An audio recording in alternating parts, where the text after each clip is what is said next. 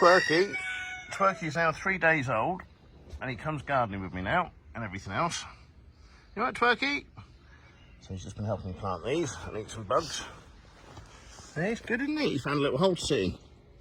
Of a planting when you grow a new Twerky. Look it up. Any worms? Dig it up. Dig it up. So, oh, there's a worm. Is that too big? So every day he'll come to work with me and he'll do all the bits and bobs and he'll go everywhere with me. So eventually he'll be as friendly as Freddie Turkey or Eddie Turkey. But every day they've got to go with you. They've got to go to work, they've got to go sit and watch telly with you. If you're going out to any sort of social event, try and take them with you. And they're good as gold. I mean, it's just the most amazing pets. I think turkeys are the best bird there is. That's it. That's a big one, isn't it? We're weeding. Where's the weedy pile? There it is.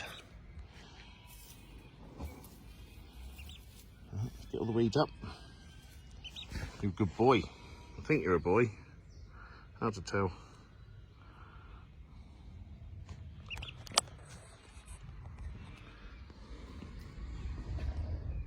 And it just sits by my feet most of the time.